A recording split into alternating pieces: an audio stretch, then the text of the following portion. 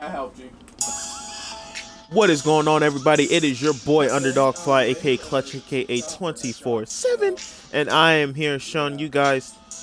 Cam wasn't really online, so we really couldn't do our game, but we still came out with the W. I don't know how we came up with the W. I was supposed to force myself to win, but I really forgot to do that, to be very honest. But let me show you this. Tony Romo went 1 for 3, meaning 1 touchdown and 3 interceptions. What? I'm just building walls. And then Jimmy Garoppolo, I'm done, with 321 passing yards, 3 touchdowns, and 2 interceptions. Building walls. But yeah, let me go ahead and tell y'all, Tony Romo ain't get a sack, but Garoppolo had 3. That's the thing that I look at most. Like, I don't even care about anything else. But it apparently is actually a really good game. As you can see, Dallas was up 14-0, and then New England came back and scored 21 straight points. But then Dallas came and scored 14. Then it was nothing in third. And then New England scored 10, and then Dallas scored 9 to win the game 37-31. I bet it would have been a great game if me and Cam would have played. But Cam's too busy at Panda Express to really care about playing the game. So, meaning he was outside. Rushing, Lance Dunbar had 94 rushing yards. I told y'all that this man is the running back for us and scored 3 touchdowns. 3. Come on, bruh. And then LeGarrette Blount had 88. Deion Lewis had 45. Alfred Morris actually getting on the board with a touchdown with 32 rushing yards. I'm sleep, bruh. And then Tony Romo fumbled with a rush. Let's go ahead and ignore that. Let's ignore that a little bit. But receiving, bruh, we out here. Aaron Dobson actually had 2. Gronk actually had a touchdown. I'm shocked we only hold them to 43 rushing yards. I mean, not rushing yards, receiving yards. And then Terrence Williams up there with 67 receiving yards, though. Dez Bryant with only 64. And Andre Johnson with a whopping 3 receptions, 114 receiving yards, and 1 touchdown. Bruh. That's amazing. I didn't know that everybody out here was doing their thing.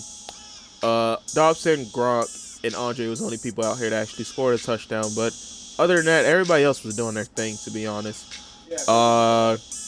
Next up on defense, Ronald McClain had 11 tackles. Terrell Brown had 10. It looks like it was a really good game. Dan Bailey was perfect on field goals, but Stephen Gauskowski went 1 for 2. He missed like 1. And it really looked like it was a really good game. I wish I actually would have played this, but you know, Cam the Duck, so it's kind of fun. But other than that, you see that we are here on a bye week. That's why I'm here showing y'all this. But then we get Sincere Huddle next. And y'all know, y'all remember that game. Yeah, y'all definitely remember that game. They did not score a touchdown. I mean, he didn't score a touchdown. I'm going to tell y'all that. He did not score a touchdown. So don't even sit there and like, oh, man, it should be a much better game this time. No, it won't. Because it's going to be the same as before. Like, it's going to be a blowout. And then I get Basketball Kid. Then I get Q. Then I get Computers. Then I get Skull. Then Paul George. Then the rest is Computers. And I get Paul George again. It's a very good schedule for us.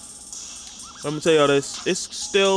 You still can't overlook anybody. You can lose to anybody. Here we go again. We're gonna look at the standings for everybody. The Seahawks and the Cowboys is the only undefeated teams left in the CFL. That is crazy. And you know that Basketball Kid and I have to play. So there will be one person that will be undefeated throughout this whole thing, which is crazy to me. It's just really crazy. You see the Steelers are 4-1, Ravens are 3-2, Bengals are 1-9, and Browns is 0-5. Just pray for Cleveland, bruh. And out here in the AFC South, it's actually really close out there. Texans, Titans, Jaguars all tied for the lead. It's pretty good out there. Jets is 3-1. It is crazy how they are still 3-1. Dolphins is 0-4, which is actually shocking. The Raiders actually lost last week, so they're not undefeated anymore, it was a huge shock to see them actually be undefeated. Bears is 0-5. Vikings look like they about to run away with that division. Panthers, Bucks, Saints, and Falcons is all with 2 wins and 3 losses other than the Panthers because I believe they had a bye. Cowboys, y'all can see, up 5-0. Q is actually right behind me at 4-1. Paul George is right there 3-2, and then 2-3 is Sincere. This is actually the league that I thought was going to give me the most trouble because it was all users, but so far it really isn't. Seahawks is 5-0. Cardinals is 4-1. The Rams is 1-4, and then the 49ers is 0-5. We all knew that was going to happen. But I'm going to go ahead and show y'all these stats, and that should be the end of the video. Next video I'm going to get should be Sincere. If Sincere ducks me too, I'm going to just, I don't know what we're going to do. But now Romo's dropped from 1st to 4th in passer rating, probably because of the interceptions, but it's fine. We don't even care about stats. We just care about getting the W's. I'll be the worst defense in the league, and I'll still have the #1 and still be the #1 team. So basically it doesn't even matter. Russell Wilson up there doing with the passing rating, but you still know Tony Romo is still up there with the passing yards, but it definitely went down. So now Jameis Winston is still #1, which I do not know how. That's crazy. But Tony Romo still got more passing touchdowns, and then Tony Romo's not climbing up there with the interceptions. It's kind of not good to see that he actually got interceptions against the Patriots defense. Well, up there, Aaron Foster is actually #1 with carries. I mean, with not only carries, attempts, but also yardage. And let's see, our boy Ezekiel Elliott is actually doing something over there with a 284 rushing yards, real close to DeMarco and Danny. But I got to keep scrolling all the way down here just to see our running back.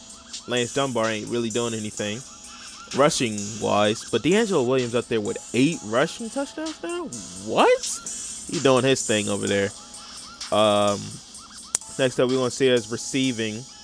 It kind of went down for what happened last week because Dez Bryant was on top with touchdowns with 4, but now Julio's up there with 5. He scored a touchdown with his game. And now Andre and Dez right there with 4. So you guys see the stats here. That's basically going to be the end of the video.